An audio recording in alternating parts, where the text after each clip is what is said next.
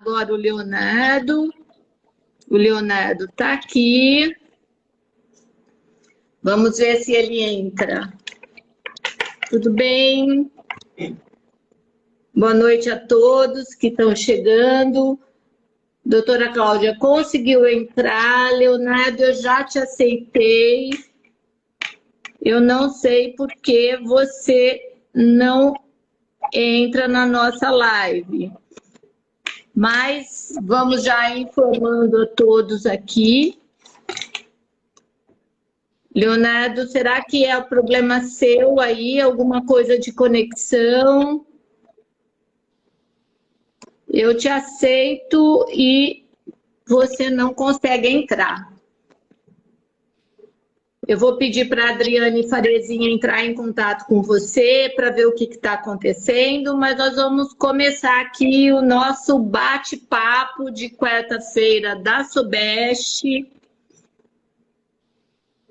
Se tiver alguma outra forma de eu colocar o Leonardo, eu peço, por favor, Adri, para você nos ajudar, ou o próprio Leonardo, que está acostumado com os problemas das lives.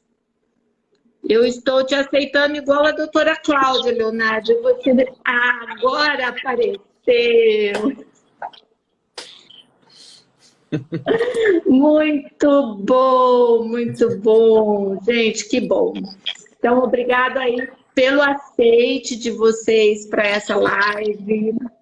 Eu dou as boas-vindas a todos que vão nos acompanhar. Esse é o nosso bate-papo de quarta-feira da Subeste. Eu sou Sônia Dantas, estou na presidência da Subeste e terei o prazer de estar apresentando vocês. Então, estão aqui conosco Leonardo Abraão. Leonardo é psicólogo, palestrante, escritor e o idealizador da campanha Janeiro Branco. E também está na presidência do Instituto Janeiro Branco. Bem-vindo, Leonardo. Também conosco a doutora Cláudia Long. Ela é médica psiquiatra, pós-graduada em saúde mental pela USP e coordenadora do Serviço de Saúde Mental da Secretaria Municipal da Saúde de São Paulo. Bem-vinda, doutora Cláudia. E o nosso tema de hoje vai ser o Janeiro Branco, um alerta de atenção para a saúde mental. Então, eu gostaria de iniciar esse nosso bate-papo perguntando para o Leonardo. Leonardo, como foi que você idealizou essa campanha e a escolha com relação tanto ao mês como à cor da campanha Janeiro Branco? Boa noite, pessoal. Oi, Sônia. Oi, Cláudia. Oi, Sobeste. Oi, pessoal que está nos ouvindo e participando ao vivo aqui conosco. E para você que está assistindo a gravação, né? Porque depois fica gravado, para assistir. Eu vou falar como é que foi que surgiu o Janeiro Branco, né, na minha vida, e como é que se deu o processo de criação e quais são os objetivos, né, que eu enxerguei quando pensei que era importante a gente ter uma campanha sobre o tema da saúde mental. Eu estou falando e estou ouvindo minha voz de volta. Parece que está dando algum microfone está emitindo áudio e algum microfone está captando o som de volta. Então está tendo uma reverberação. Tá? Não sei se isso está atrapalhando vocês. Mas eu estava no mês de novembro de 2013. Em novembro de 2013, eu estava muito angustiado com a minha vida.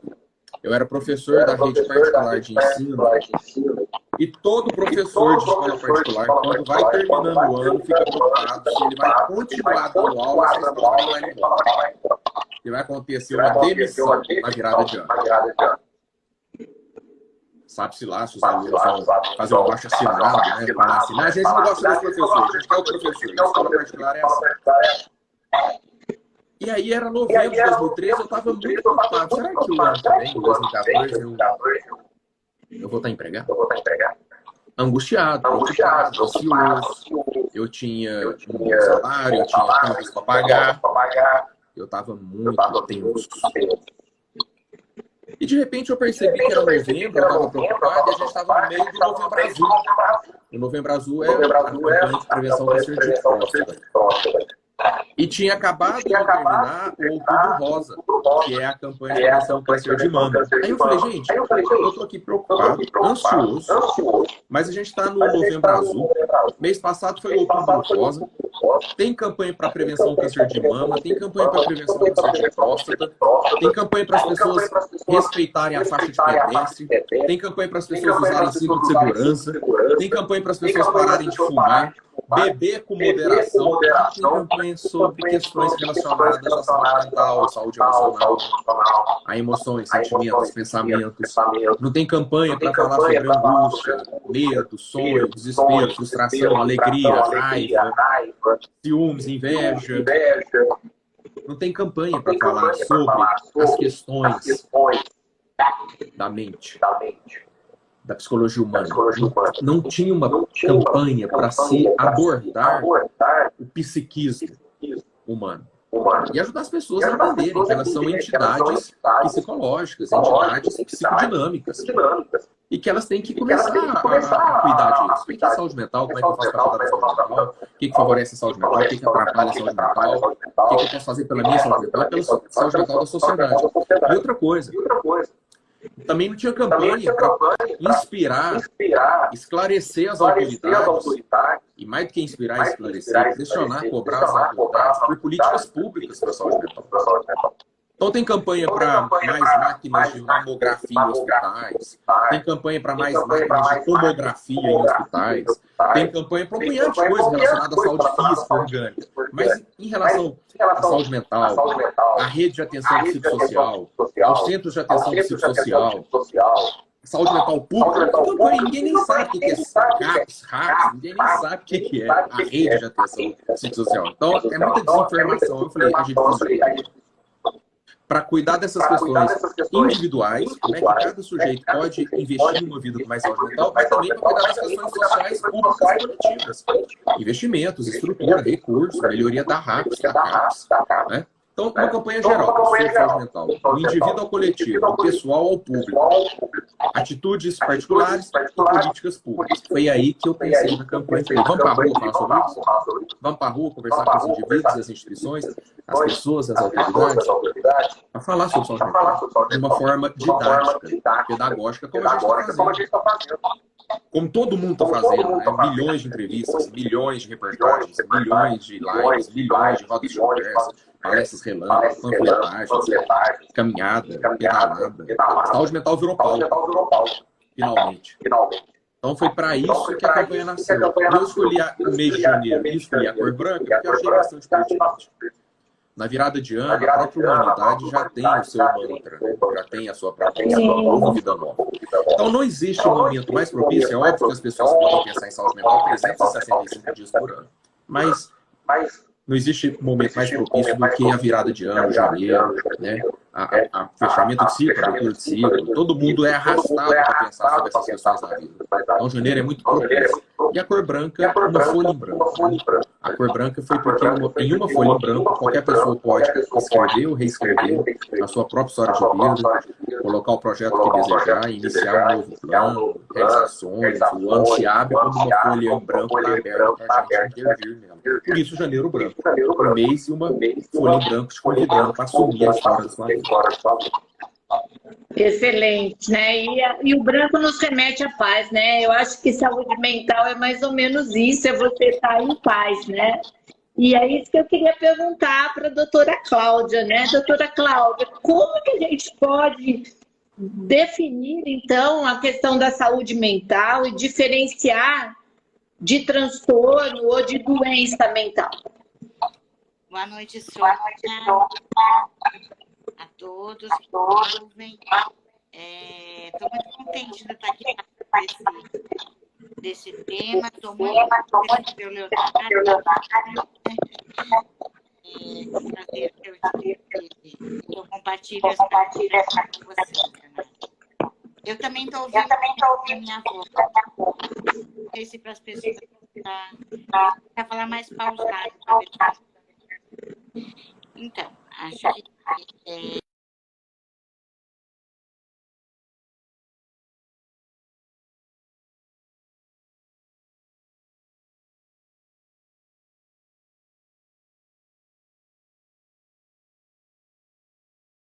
gente precisa proporcionar espaços saudáveis, a gente precisa proporcionar que as pessoas busquem, né, um bem-estar social, para que elas estejam bem com elas mesmas, com a sociedade onde elas vivem, com as relações que elas têm. Então, é isso que a gente busca o tempo todo, né? Mesmo no lugar que eu estou, onde a gente cuida das doenças mentais, né? Também existe um espaço muito importante e, na verdade, um espaço até mais onde a gente investe muito, né? Que é o espaço da promoção. A gente tem equipamentos na RAPS, aí, como o Leonardo falou, que é a rede de atenção psicossocial, equipamentos que são especializados em promoção. A gente tem um centro de convivência, espaços onde a gente trabalha essa possibilidade de falar dos seus angústias, de falar daquilo que sente, de trabalhar com as que vão aparecendo no dia a dia, para que isso não se transforme num mal-estar, num sentimento ruim. E aí você tenha, muito provavelmente, o desenvolvimento de um transtorno mental. Né? O transtorno mental ele depende de uma série de fatores. E um deles é, sim, o estresse, o ambiente onde essa pessoa vive, o quanto ela está tendo possibilidade de lidar com suas angústias, com as suas condições, com as suas questões.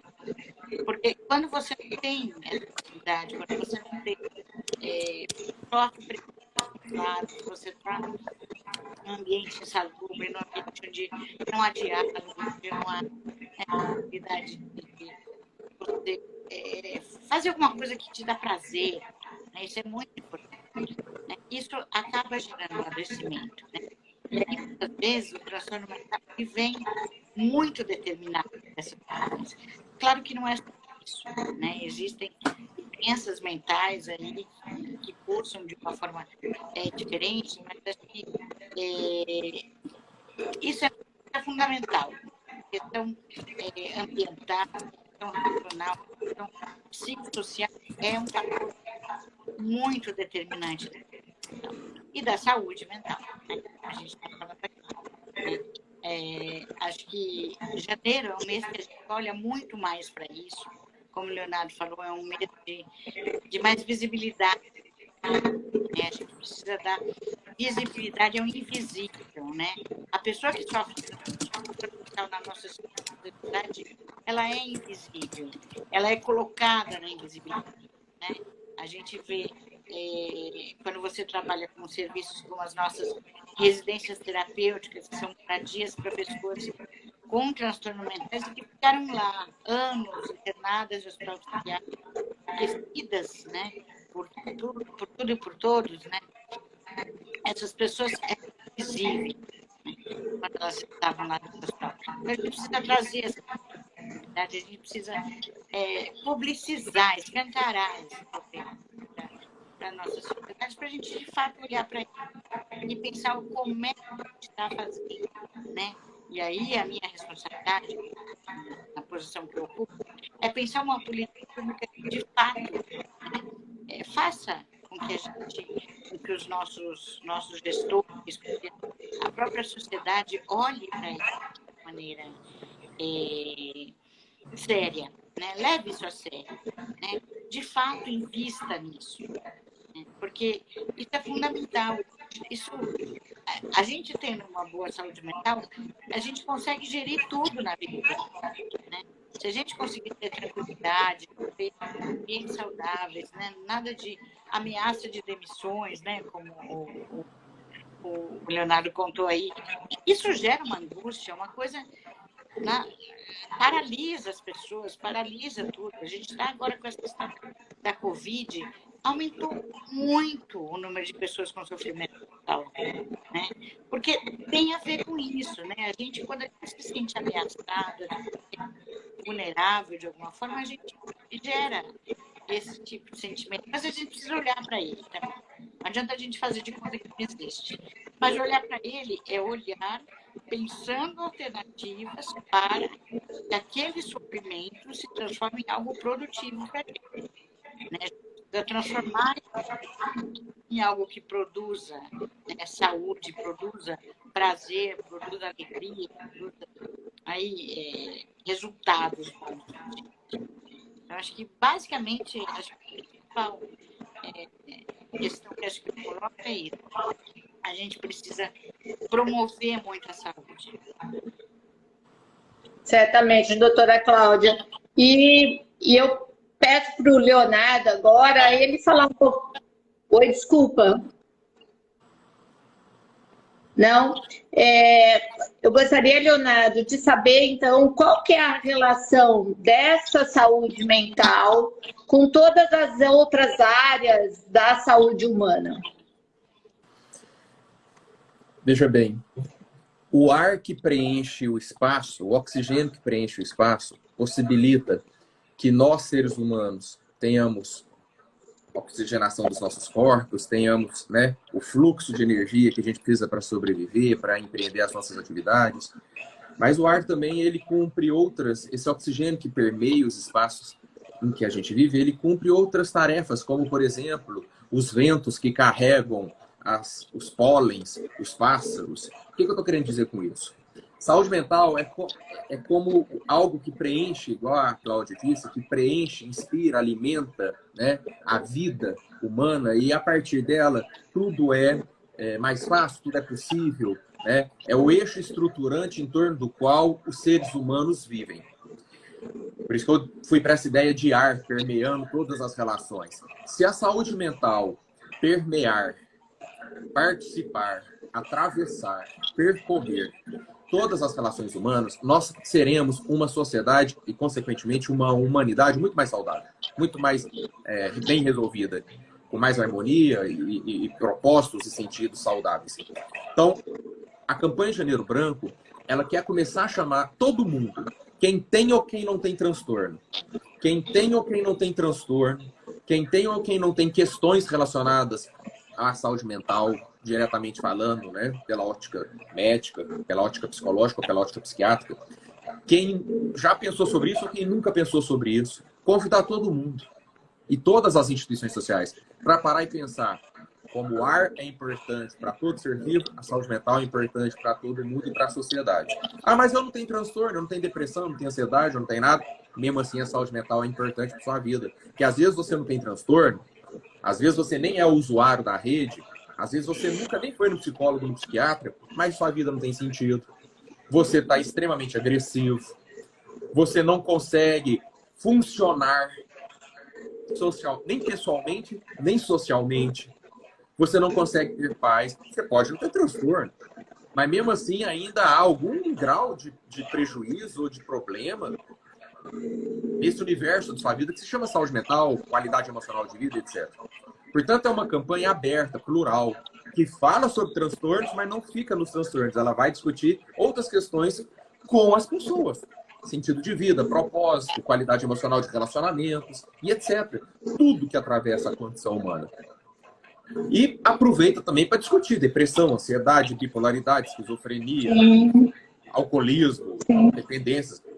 Porque embaixo do guarda-chuva da campanha Janeiro Branco, que tem por objeto a saúde mental, cabem todas as discussões particulares, coletivas, pessoais, públicas, né, privadas e sociais. Nesse sentido, a gente ocupa os espaços para falar sobre saúde mental de maneira didática, de forma a sermos úteis enquanto comunicadores sociais da saúde mental. A gente é psicólogo, a gente é psiquiatra, a gente é jornalista, a gente é arquiteto, advogado, médico, pedagogo, mas a gente para falar, vamos pensar um pouco sobre saúde mental, porque de repente a gente contribui para alguém. Enfermeiros, assistentes sociais, né? A gente contribui para alguém parar e pensar sobre saúde mental de uma forma que talvez nunca tinha sido convidado a. E eu acho que é por isso, Sônia e Cláudia, eu acho que é por isso que a campanha deu tão certo e se espalhou tanto, porque ela, como o ar, vai penetrando nos espaços e convidando as pessoas para reflexões sobre as suas vidas, tendo ou não tendo transtornos, sendo ou não sendo usuário da rede, entende? Vamos parar e pensar todo mundo. E ainda inspirar autoridades a investir em políticas públicas. E ela vai muito docemente, tranquilamente, sensivelmente, sutilmente, chamando as pessoas para esse bate-papo. Por isso que ela foi virando lei, é lei em São Paulo. Inclusive, em São Paulo tem a Lei Janeiro Branco. Janeiro é o mês oficial da saúde mental em São Paulo por força da Lei Janeiro Branco. São Paulo, Rio de Janeiro, Maceió, Belo Horizonte, Porto Alegre, Manaus, Recife, tudo. Ela se espalhou como um alento. Que alento? Bora falar sobre saúde mental?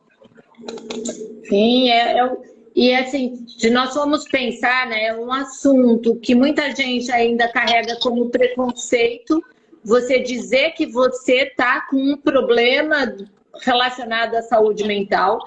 E uma outra questão que me chama atenção também é que nós somos seres, nós não somos um ser estagnado no tempo e espaço. Nós temos várias influências no nosso dia a dia que interferem diretamente ou indiretamente nas questões de saúde mental. Né? Nós temos problemas de família, nós temos problemas relacionados à nossa profissão, e isso tudo pode ter influências pontuais, né? Então, esse é um assunto que eu acredito que é de interesse, obviamente, de todos nós, porque todos nós, de certa forma, enfrentamos em algum momento essa questão, né? Não como um transtorno permanente, como era o grande preconceito que a gente carregou no passado, mas como algumas questões pontuais, como ansiedade, como depressão,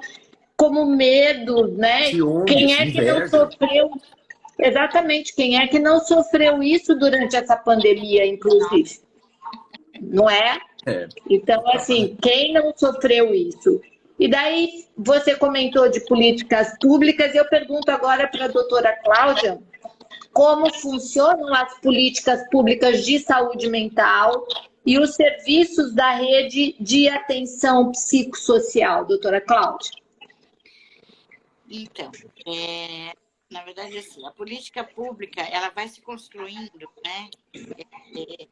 Obviamente, a gente tem diretrizes, né, claras, sempre muito pautadas no respeito, na humanização, no direito, né, na liberdade, no cuidado da liberdade. Porque a nossa gestão em São Paulo, ela nunca tira o pé desses alicerces, porque se a gente tira o pé desses alicerces, é muito fácil a gente caminhar para um lado que não é legal e voltar para trás na história, né, Leonardo? Exatamente. Nosso desafio o tempo todo. Poder mostrar o tempo inteiro que assim, é possível de um jeito diferente do que aconteceu durante anos, né, na nossa história. Então, a gente hoje conta com mais de 200 equipamentos, né, em saúde mental, especialidades dentro da São Paulo, né, que formam a RAPS, né, que é a Rede de Atenção Social. Então, a gente tem profissionais de saúde mental dentro da UBS, da Unidade Básica de Saúde, para trabalhar com essas questões muito de promoção, acompanhamento, segmento, né? Ajudar essas equipes, principalmente quando você pensa, por exemplo, equipe de estratégia de saúde da família, onde o agente comunitário está sempre muito perto, dentro das casas, né? Esse agente comunitário, ele precisa ter um olhar para isso. Ele precisa entrar na casa para ter uma visita, ele precisa perceber se alguma coisa não está legal, se alguém não está legal, né? Se alguma coisa ali chama atenção, a pessoa está muito isolada, a pessoa não procura, ela, enfim, está do lado, chora muito, quando você tenta conversar com ela. Toda essa equipe da unidade básica, não só, né, o profissional de saúde mental que está lá no UBS, mas a UBS como um todo tem um olhar para isso. Então, desde o acolhimento, a pessoa chega ela precisa ser acolhida e olhada, né, de uma forma ampliada mesmo. A gente precisa olhar não só para aquela queixa que a pessoa traz, e que muitas vezes ela não traz a queixa, ela fala, não, eu vou fazer acompanhamento, né? O pediatra não está atentos à criança, né, que eles estão acompanhando e durante o período de cobertura, atento a essa mulher que está grávida durante o pré-natal, sinais de depressão, né, de quadros delicados, né, de depressão pós-parto, a percepção de algumas questões, né, a percepção da relação da mãe com o bebê, né, depois que ele nasce, alguns sinais que indicam que essa criança pode estar sofrendo alguma questão. Então, essa equipe tem que estar muito preparada. Eu falo que é a equipe Gold, né, da saúde, no que tange a saúde mental, porque é o lugar, vamos dizer, o endereço do cuidado de todo mundo. Todo mundo tem a sua OBS, né? Então, ela precisa ser conhecida pela OBS, ela precisa procurar, poder procurar esse lugar de maneira tranquila, para poder falar das coisas que são legais também. Né? É um espaço também para isso. A gente tem serviços que são serviços mais especializados, voltados para outro momento, que é um momento de crise, né? De transtornos mentais mais graves, né? Que são os CAPs. Né? O CAPs significa Centro de Atenção Psicossocial. É lugar de acompanhar aquelas pessoas que têm transtornos mentais mais graves, exemplos, esquizofrenia, transtorno bipolar, depressões mais severas, transtornos relacionados ao uso de álcool e outras drogas mais graves, psicoses na infância, quadros de autismo mais comprometidos.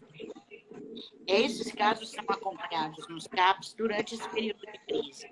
E aí é um cuidado mais intensivo, mais clínico, é um serviço mais clínico, mas ele também não pode deixar de pensar na promoção, ele não pode deixar de pensar em como é que essa família está funcionando durante esse período de crise, né? Quem é que está conseguindo ajudar essa pessoa que está doente, ou não está conseguindo, ou está tendo algumas atitudes que estão, às vezes, reforçando alguns comportamentos, né? Que não estão ajudando aquela pessoa a melhorar.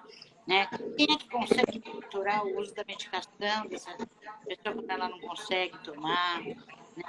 Então, isso tudo tem que ser olhado de uma maneira ampla pela equipe do CAPS.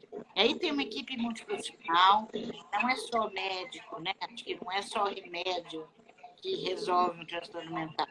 Né? É muito mais complexa. Ele existe toda essa equipe trabalhando muito afinada e muito junto. E aí a gente tem tanto CAPS, que são CAPS 2, que são CAPS só durante a semana, de segunda a sexta, das 7 às 19, e tem CAPS 3 em São Paulo. A gente tem bastante CAPS 3 em São Paulo. Os CAPS 3 tem nas 3 modalidades, no CAPS adulto, o CAPS infantil e o CAPS álcool e drogas. Cada um cuida de uma fatia aí toda essa problemática. Nas 3 modalidades, a gente tem CAPS 3. E o que o CAPS 3 tem de diferencial? A possibilidade de ficar com essa pessoa em crise dentro do CAPS nas 24 horas. Então, essa pessoa fica lá uns 10, 15 dias, dormindo no próprio CAPS, inclusive. Durante o dia, faz as atividades normais, como todos os outros, né, que frequentam o CAPS durante o dia. Mas à noite ele continua no CAPS com uma equipe de enfermagem, técnico de enfermeiro, técnico de enfermagem, eventualmente técnicos que acompanham de nível superior, outros, né, um psicólogo, uma profissional que também passou algum período fora desse lugar lá. E a ideia é evitar com isso, né, o deslocamento dessa pessoa que está numa crise para longe do seu território. Né? Então, o CAPS está perto da casa dele. Né? Então, a gente está falando de não segregar, de não isolar, de não botar as pessoas, né, dentro de equipamentos, não deixar a pessoa invisível. Né? A gente quer essa pessoa visível. Então, a gente precisa fazer muito cuidado. A gente precisa investir muito para esse equipamento do CAPS possa ficar com essa pessoa nessa condição. Óbvio que tem situações de muito risco, que o paciente está tão desorganizado que ele corre risco de fugir, ele não consegue ficar, é um aberto, ambulatorial. né? Ou ele está num risco aí maior, ele precisa de uma continência mais hospitalar, precisa de um ambiente menor, um enfermagem mais intensivo, mais medicação a toda hora, enfim, podendo precisar de medicação a toda hora, então aí não dá para ficar no CAPS. Mas a maioria das crises no início a gente consegue manejar no CAPS. Então a gente precisa desenvolver muito essa potência desse CAPS 3, e eles são super potentes, a gente investe muito, o pessoal é super valente, assim, o vínculo que o doente faz com os profissionais ajuda muito nessa aceitação dele ficar no CAPS. No CAPS infantil, os adolescentes falam, eu não quero ir para outro lugar, eu quero ficar no lugar onde as pessoas já cuidam de mim, já me conhecem, né? E é óbvio, muito mais seguro para o paciente, né? Ele ficar onde ele já tá acostumado, até num período mais crítico. Então, a gente investe muito nisso, né? Então, esses são os CAPS. Os CAPS têm essa possibilidade. Aí, Essa possibilidade. Oi? Não, eu só falei dos CAPs, que excelente oportunidade, né? Possibilidades os CAPs oferecem. Acho que é o cara da crise, né? Vamos dizer assim, é o cara sim. da crise mesmo, evitar isso. Aí, obviamente, quando isso não é possível, hoje a gente tem enfermarias de psiquiatria dentro de hospital geral, né? Sim. Tem lá enfermarias especializadas de psiquiatria, tem portas de pronto atendimento, às vezes tem serviço em UPA também, em São Paulo tem algumas UPA que tem saúde mental, tem pronto-socorros isolados, pronto-socorros de hospitais municipais, que também tem, né? É justamente para essa demanda que chega, que precisa naquele momento mais de crise. Sim, mais grave, né, doutora Cláudia? Mas isso tudo tem que ser muito bem articulado com o CAPS. E é isso que a gente preconiza na política pública. Que o CAPS tem que ser o cara que vai acompanhar desde a entrada lá no hospital, se for necessário. Porque é para o mínimo necessário, né, esse lugar. Porque você tem uma ideia, você está no hospital geral, tem uma enfermaria de saúde mental, é um lugar fechadinho, pequeno, né? O paciente de saúde mental não é um paciente que fica deitado no leito, não é um paciente que fica lá recebendo o seu medicamento, com soro, a mão esticada, quer dizer, é um paciente que circula, um paciente que não fica parado, está muito agitado, oferece risco, a gente precisa ficar monitorando, quer dizer, ele precisa de um espaço adequado, né? Certamente. Os hospitais gerais ainda precisam evoluir bastante, também conseguir, né, desenvolver espaços mais adequados. Né? Mais adequados, né? Porque normalmente acaba ficando até um espaço meio trancado, com acesso restrito, né? E isso acaba para o paciente nessa fase, às vezes até a situação, o ambiente não é o mais adequado, né, doutora Cláudia? Mas, assim, é claro que numa situação de risco a gente não vai discutir. É isso que ele precisa. Mas aí essa equipe que acompanha ele do lado de fora precisa estar muito presente, né? Certamente. Para tanto o paciente quanto o paciente. Daí tem outros dispositivos, né? Com o fechamento dos hospitais psiquiátricos, né? Graças a Deus, a gente tem trabalhado muito a questão da desinstitucionalização. E é tirar essas pessoas que foram esquecidas, né, abandonadas no hospital psiquiátrico, pelas suas famílias, pelo poder público, né, por uma série de questões. E aí, a política da desinstitucionalização, ela propicia que você monte casas na comunidade para receber essas pessoas, que são as residências terapêuticas. Aí você pode receber até 10 pessoas numa casa. Essa casa tem cuidadores de saúde, tem um coordenador que coordena ali a rotina da casa, mas o tratamento dessas pessoas é no CAPS, é na UBS, onde ela precisar, né? Se ela tem algum problema de deficiência física, ele vai acompanhar no serviço especializado, dependendo da demanda. E essas residências terapêuticas, a partir do momento que eu abro uma vaga, uma residência terapêutica, eu fecho uma vaga de hospital. Do ponto de vista de financiamento. Então, isso é muito importante, porque é um desvio do financiamento de um modelo, né, que já provou que não dá certo, é um modelo que tem sido assim. A gente tem relatos, eu poderia ficar a noite inteira aqui contando para vocês, relatos de pessoas que chegaram na terapêutica assim, que desenvolveram, voltaram a ter aquelas relações, questões que a gente fala, puxa, ela estava lá no hospital, ela não conseguia se comunicar, ela não conseguia fazer nada, e de repente essa pessoa chega lá na residência, no segundo dia, olha, eu tenho uma receita ainda de cabeça de bolo de cenoura, eu posso tentar fazer?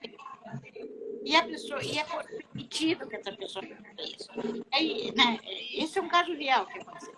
Ela faz o bolo de cenoura, dá certo, quer dizer, né, estava lá, está guardadinho ali, né, em algum lugarzinho aqui, isso tudo está guardado, porque a vivência que a gente tem, como o Leonardo falou, a vivência que a gente experimenta, ela vira bagagem da gente, né? E a gente precisa fazer isso, virar produção de saúde, né? Não de doença. Só que ela estava lá, tem a menor possibilidade de falar disso dentro de um hospital, né? Certamente. Ela fala. E, além disso, aí tem outras moradias transitórias, aí são específicas para dependência química, que são as unidades de acolhimento, aí é para tratar questões de pessoas que têm seus vínculos familiares rompidos por algum motivo, ou não estão conseguindo virar pessoas em situação de rua em função da dependência química, que são as unidades de acolhimento, né? Mas aí é uma moradia mais transitória, porque esse paciente ele consegue rapidamente desenvolver autonomia e voltar para a vida, né? Ou para a família, ou, sei lá, alugando algum lugar para ele, né? Retomando o seu trabalho. De uma forma, essa autonomia é mais rapidamente resgatada, é mais fácil. E tem um equipamento que, para mim, é muito querido, que é o CEP, o Centro de Convivência e Cooperação. A gente tem 24 CEPs na cidade e mais 2 pontos de economia solidária. São espaços onde a gente trabalha promoção de saúde para toda e qualquer pessoa que está, de alguma forma, numa situação de inclusão social. E aí não estou falando só de mental, né, de pessoas portadoras. É aquilo que o Leonardo falou.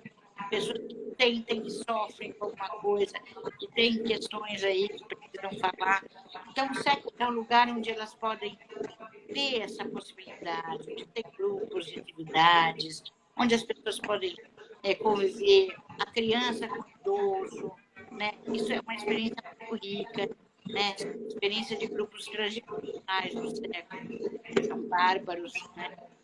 A gente tem muito a trocar, né? A criança e o idoso tem muito a trocar. Então, propiciar espaços de promoção, de saúde. E por que a economia solidária? Né? Se a gente for pensar, né, se hoje, não só hoje, né, mas com a pandemia, a situação econômica das pessoas está caótica. Né? Está todo mundo sem emprego, né? Muita gente perdeu o emprego. Né? Certamente. E transtorno mental, você pensa nessa pessoa tentando entrar no mercado de trabalho. Né? É praticamente milhões de barreiras, né, para essa pessoa conseguir ser aceita. Então, o desenvolvimento desses pontos de economia e da geração de grupos de geração de séculos tem a ver com a possibilidade de falar com essas pessoas sobre trabalho, sobre o resgate do seu lugar social, né, da sua função, de alguma habilidade que ele tenha, que ele quer desenvolver. Né? Então, a gente tem aqui em São Paulo, além disso, uma parceria com a Secretaria de Desenvolvimento Econômico e Trabalho, que tem o que a gente chama de POTS, né, que é Programa Operação Trabalho, onde se trabalha exatamente a possibilidade de capacitação, treinamento e oportunidade de trabalho depois, né, de inserção no mercado de trabalho para essas pessoas que têm dificuldade em função da história. Então, a gente tem Eu devo ter esquecido algumas coisas. São inúmeros equipamentos que a senhora chama de equipamento, né, doutora Cláudia? São inúmeros, inúmeros. Mas eu acho que assim, e a saúde mental, o cuidado em saúde mental, é isso que eu quero falar. Ele não pode estar limitado só a equipamentos que estão na saúde. Sim. Isso é fundamental. Porque saúde mental não se faz só com saúde.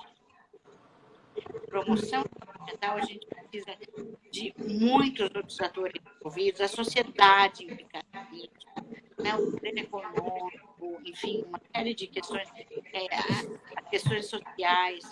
A gente está aí com um novo censo de população de São Paulo, mais de 30 pessoas em situação de eu acredito que esse olhar, né, doutora Cláudia, ele permeia vários cantos, várias coisas dentro da nossa sociedade, né? E eu pergunto aqui para o Leonardo, né, Leonardo? A gente, diante dessa pandemia, a gente tem quais são os sinais e sintomas que o familiar, por exemplo, ou as pessoas de convivência, eles podem observar sinais de comprometimento da saúde mental da criança, do adolescente ou do adulto mesmo, diante dessa situação pandêmica que a gente vem vivendo aí durante esses 2 anos. O que você podia falar para a gente sobre isso, para nos alertar? Antes de falar sobre isso, quero aproveitar a oportunidade, porque eu tenho feito muitas lives, dado muitas entrevistas, realizado muitas palestras por ocasião do Janeiro Branco, que abre os espaços midiáticos, abre as empresas, as prefeituras, para que a gente possa entrar com as conversas, as explicações, as narrativas sobre saúde mental. É óbvio que a gente pode fazer isso o ano inteiro, devemos fazer isso o ano inteiro, mas campanha serve para isso. Saúde mental, obviamente, é um assunto que deve ser onipresente. 365 dias por ano, 24 horas por dia, ok. Nós seres humanos, gravitamos em torno da questão da presença ou ausência de saúde mental, então é importante, é um dos assuntos mais importantes, fundamentais, estruturantes da condição e da existência humana. Tem que fazer isso o ano inteiro, óbvio. Mas campanha, qual que é a função de uma campanha? Para que serve a campanha? Para que inventaram o 1º de dezembro, dia da prevenção à AIDS? Por que criaram o Setembro Amarelo, prevenção do suicídio? Por que existe o Maio Amarelo para chamar atenção para a violência no trânsito? As campanhas existem para chamar a atenção. As campanhas, elas funcionam como faróis, como referenciais. Lembrete, lembra disso, tá? A humanidade precisa dessa simbologia. A humanidade ainda precisa dessa simbologia. A própria Organização Mundial da Saúde fala que campanhas têm uma função política muito importante: chamar atenção para assuntos que ninguém presta atenção ou ninguém dava atenção. Então, ninguém está falando que a mulher deve se preocupar com a prevenção do câncer de mama apenas em outubro. É óbvio que ela tem que se preocupar o ano inteiro. Mas o Outubro Rosa é o lembrete para isso. Ninguém está falando que o homem tem que se preocupar com a prevenção do câncer de próstata apenas em novembro. Tem que se preocupar sempre, especialmente depois dos 40 anos, né? Mas novembro está aí para chamar atenção. E a saúde mental tem que ser onipresente, mas como ninguém falava didaticamente sobre saúde mental para a população, precisou de uma campanha. E o Janeiro Branco está cumprindo magistralmente esse papel. Tão magistralmente, tão legal, tá tão legal, que tudo isso que a Cláudia falou agora, eu estava aqui ouvindo e aprendendo com ela, tudo isso que ela falou, você viu tanto de coisa que tem para falar sobre a RAPS, a Rede de Atenção Psicossocial, o tanto de coisa que tem para falar sobre os CAPs, o tanto de coisa que tem para falar sobre a saúde mental nas unidades básicas de saúde, o tanto de coisa que tem para falar sobre o caráter transversal, multidimensional, multissetorial da saúde mental. Sabe quando é que esses assuntos, sabe quando é que essas explicações maravilhosas que a Cláudia acabou de dar conseguiram alcançar a mídia brasileira? Desde que o Janeiro Branco surgiu. Por quê? Porque desde 2014, quando aconteceu a primeira edição da campanha Janeiro Branco, a mídia começou a convidar psicólogos, psiquiatras, chefes de setor, coordenadores, gente ligada à luta antimanicomial, gente ligada à construção da rede, para explicar o que é CAPS, para explicar o que é RAPS, para explicar, entende?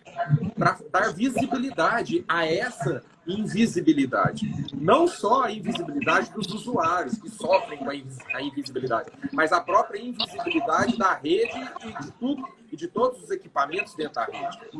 Eu estava ouvindo a Cláudia falar agora e fui me lembrando, depois eu posso até mandar para o nosso grupo de WhatsApp, uma reportagem, dentre várias, em que o maior canal de televisão do Brasil gastou um tempo muito valioso para explicar o que foi a luta antimanicomial, o que foi a reforma psiquiátrica, o que foi o Hospital Psiquiátrico de Barbacena, em Minas Gerais, como é que foi a superação do processo de manicomialização das pessoas para o processo de desinstitucionalização. Inclusive essas palavras que as pessoas nem entendem, que elas são palavras grandes, multissilábicas. O legal da campanha é que ela leva para a mídia. Vira reportagem, vira matéria, vira entrevista, vira live.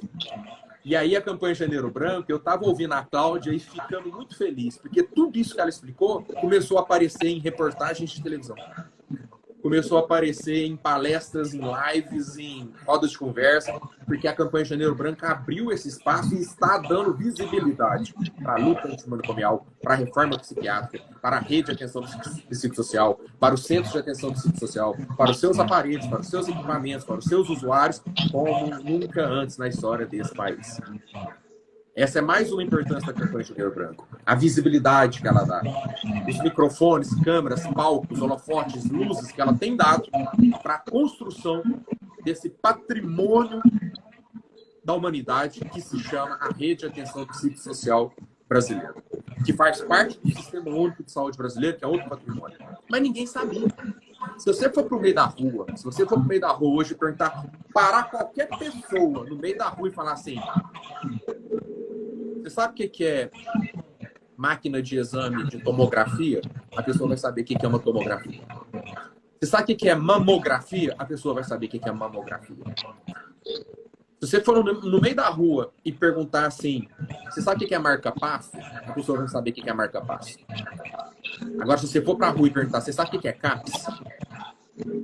Você sabe o que é RAPS? Você sabe o que é luta antimanicomial?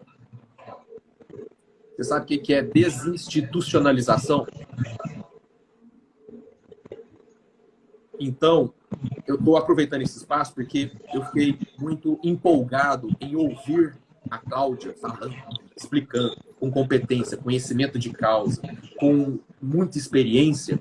E eu falei, isso precisa ir para Globo, para Bandeirantes, para SBT, para Record, para o Fantástico, para o Domingão do Faustão, que mudou de nome agora, né? Precisa ir para a mídia, porque as pessoas precisam começar a entender que saúde não é só exame de mamografia, apesar da importância da mamografia, da tomografia, né? da UTI, etc, etc, etc, etc, etc, etc. A gente precisa começar a ir para a rua, falar assim, olha, candidato a vereador, olha, candidato a deputado, você está vindo aqui pedir meu voto, falando que vai investir em iluminação da praça, que vai capinar os terrenos baldios da cidade, que vai combater a dengue, que vai evitar que a chuva destrua a avenida A, a avenida B. Isso tudo você promete. Mas peraí, eu quero agora saber o que você vai fazer pela rede de atenção psicossocial, meu amigo. Quero saber o que você vai fazer pelo centro de atenção psicossocial. Quero saber qual é a sua visão sobre a luta antimanicomial, a reforma psiquiátrica e o processo de desinstitucionalização. Eu quero saber como é que você enxerga a saúde mental. Esse é um dos objetivos da campanha Janeiro Branco. Fazer com que as pessoas comecem a entender que saúde não para só no corpo. Certamente. Não é só o físico, não é só o orgânico, e não é só verba do Ministério da Saúde para o hospital e para as máquinas de tomografia, que são importantes, repito, são importantes. Mas não pode ser tudo ali e desprezar a condição essencial do humano, que é a saúde mental. Sim, eu estava vendo essa semana, inclusive, numa rede de TV, essa discussão falando da síndrome de burnout e a responsabilidade das empresas e dos seus CEOs, né, de olharem para esse assunto de uma forma bastante responsável. Então, assim, você hoje, o jovem principalmente, no home office e nas suas metas e uma série de coisas, eles podem, de repente, estar aí com sintomas de burnout, né? As crianças que mudaram de uma modalidade presencial de educação durante esses anos e que agora está todo mundo online. E qual que é a capacidade de uma criança ter atenção durante várias horas no dia? Eu fico me perguntando diante de um computador. E daí que vem, né? Que será que vai acontecer com a saúde mental da nossa população, a nossa saúde mental, depois dessa pandemia, ou o que está acontecendo durante essa pandemia, né? E essas questões, então, nós já estamos, por incrível que pareça, a 1 hora. Então, sim, para finalizar, porque nós temos muito assunto e a gente discutiu um pouquinho das questões e ainda falta meia dúzia aqui, mas não vai dar tempo. E é um assunto infinito, né? Exatamente. Ficar aqui só um alerta. Como que a gente pode diagnosticar, vamos assim dizer, ou suspeitar de sinais e sintomas, perceber sinais e sintomas relacionados à saúde mental de quem convivemos, seja uma criança, um adolescente ou um adulto?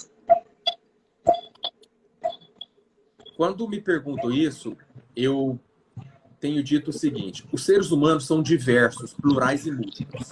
É muito complicado passar receita. É muito complicado estabelecer uma lista única e que sirva para toda a diversidade humana. Não.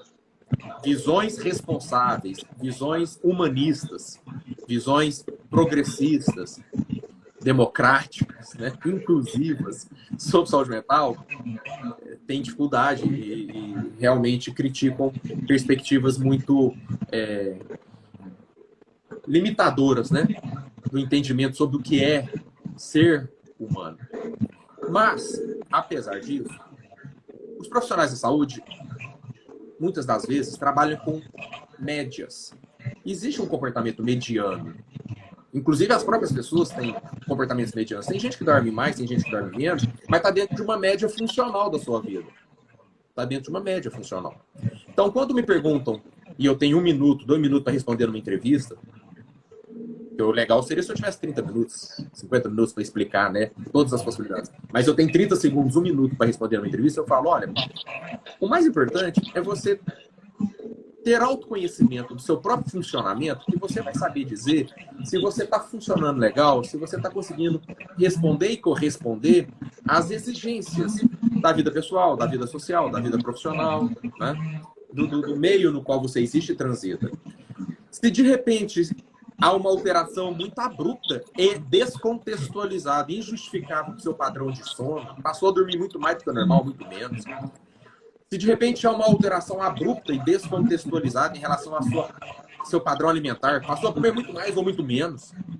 Se de repente a sua agressividade também está à flor da pele, para mais ou para menos, de repente você está extremamente passivo, mais do que o funcional, ou extremamente reativo, mais do que o funcional também, mais do que a média histórica do seu comportamento, as pessoas precisam começar a ser orientadas a olhar para dentro também, para si, e não só para vitrine de shopping, não só para novela, não só para a vida alheia, não só para, né, programas que não contribuem em nada, ideologias que não contribuem em nada para as suas vidas, começar a serem mais sensatas, mais centradas, mais harmônicas e equilibradas, com a capacidade de olhar a si mesmo. Olha, eu estou diferente em relação ao que é normal na minha média de funcionamento. Essa é uma resposta que tenta abarcar a maior possibilidade de entendimento das pessoas.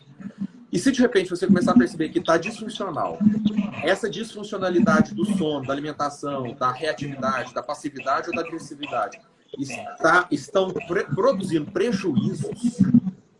prejuízos pessoais, profissionais, sociais, etc., aí eu acho que é hora de talvez você parar e pensar, não, estou precisando de olhar Isso com melhor atenção. E procurar ajuda com um familiar, bater um papo, ok. Se não for suficiente, amigos e amigas, ok. A gente precisa de rede de apoio, pessoal. Se isso não for suficiente, aí é hora de procurar ou ajuda particular, psicólogo, psiquiatra, assistente social, enfermeiro, médico, para conversar, ou procurar a rede de atenção psicossocial e está aí para acolher também as pessoas em suas demandas psicossociais. Eu penso que é uma resposta sensata para momentos de um minuto. Exatamente, Concorda, excelente. Cláudia? Faz sentido? Para lá de sensata, Leonardo. Que bom! Obrigado. E para nós encerrarmos, então, porque já ultrapassamos, daqui a pouco o Instagram fecha a Eu gente. tenho outra agora, eu vou fazer uma palestra agora para uma universidade do Nordeste. Janeiro Branco, Oh, campanha. que legal! Que legal! E eu vou fazer um convite para vocês depois, mas depois vai ser no particular, viu? Tá bom. E, doutora Cláudia, para a gente encerrar, então, em 1 minuto ou 2 que nós temos ainda, quais são os fatores de proteção para a saúde mental? Ótimo. Então, excelente. Fiquei com a melhor parte, viu, Leonardo? Ficou mesmo. Que delícia. Então, acho que assim, diante disso tudo que o Leonardo falou, você buscar ter uma alimentação saudável, isso é fundamental para você ter uma boa saúde mental, né? Você começa a desequilibrar muito a sua dieta, buscar muito carboidrato, muito açúcar, você vai, com certeza, desequilibrar aí funções endocrinológicas que vão, com certeza, representar alterações de humor e isso não vai ficar legal, né? Ter um bom padrão de sono, né? Porque quando ele se regula, é sinal de alerta mesmo, né? Então, você precisa ter um bom padrão de sono. Estabeleça uma rotina para você ter um bom padrão de sono. Ah, mas eu trabalho à noite. Então, de dia, você tem que ter uma rotina de dormir um pouco, né? Não adianta dizer, eu trabalho à noite, mas eu vou fazer não sei o que de dia, hoje eu vou aqui, amanhã eu vou ali, enfim. Não, tem aquela rotina, você tem que ter aquele padrão de sono. Ele é fundamental para você refazer você ter uma retroalimentação cerebral também, para ter um bom rendimento. Não você fica irritado, né? Tenta pensar em você com sono, né? Você fica completamente lábio, irritado demais, você não consegue render as coisas que você normalmente faz, né? Praticar exercícios físicos é fundamental, né? O ser humano tende a ser muito sedentário, né? Então, é muito importante que a gente tenha um mínimo de atividade física, né? Alguns minutinhos, 15 minutinhos em casa, dá para fazer. Hoje, com a pandemia, muitos canais abriram essa possibilidade de você fazer algum tipo de alongamento, ginástica, em casa mesmo, no isolamento. Mas precisa fazer, né? A atividade física, ela libera uma substância chamada endorfina, que dá prazer, então te ajuda, né? Outras coisas, ter relações saudáveis, né? Estabelecer relações interpessoais saudáveis. Se você tem uma relação de amizade, de amorosa, seja qual for, de trabalho, que essa relação não te faz bem, aquela pessoa não te faz bem, não é uma relação para você manter, né? Você tem que ter relações com pessoas que tragam algum tipo de prazer, alguma coisa, alguma troca, se possível, né? No trabalho, né? No trabalho a gente passa grande parte do dia da gente. Se a gente lá dentro do trabalho tem uma situação de hostilidade, de dificuldade de relacionamento, algo com certeza não vai ficar bem, né? Então isso é muito importante que a gente tenha. Basicamente, acho que são essas as dicas que eu daria, né? E você está sempre em um equilíbrio, você ter um certo equilíbrio, você ficar sempre ambientes e locais que te tragam isso. Outra coisa muito importante, tem um momento que é seu. Você precisa voltar para si, mesmo. Você precisa perceber coisas em você. Você precisa olhar para você. Existem técnicas, né? Meditação é uma técnica para isso, por exemplo. Mas não precisa ser meditação. Qualquer outro tipo de forma que você use, você para naquele momento, olha para si, percebe se você está mais cansado, se você está mais irritado. Você também começa a perceber as coisas que o Leonardo falou, né? Você olhar, não tem um momento que é seu, e que você não pode abrir mão dele, nenhum dia da sua vida. Você sempre tem um momento que você busca. Acho que é isso. Perfeito. Excelente, perfeito. Nós voltaremos a conversar, muito provavelmente presencialmente. Já vou avisando vocês que vocês receberão aí um convite para a gente falar mais da saúde mental dos profissionais da saúde. E agradecê-los muitíssimo por terem aceito esse convite. E parabéns a vocês pelos seus trabalhos excelentes na área de saúde mental. Em nome da Sobest, eu agradeço vocês estarem aqui conosco. Muito obrigada. Obrigado, Simone. Obrigado, Cláudia. Muito grata a esse momento. Obrigada, Sobest, por essa oportunidade. Obrigada, Leonardo. Boa sorte. Um beijo. É isso aí. Obrigado, Cláudia. Vamos acompanhar a próxima, a live do Leonardo agora, né, Leonardo? Exatamente. Tá, só que eu acho que vai ser joia. pelo YouTube. Obrigado, viu, Sobest, Sônia, Cláudia. Foi um prazer. Foi um momento muito rico. Espero que a gente possa um dia se ver presencialmente, sim. E vamos em frente. O mundo pede saúde mental. Certamente. Obrigada. Gente, obrigada. Tchau, doutora Cláudia. Muito obrigada. Tchau, Leonardo. Tchau. Tchau. Obrigada a todos que estavam aqui conosco. Obrigado, gente.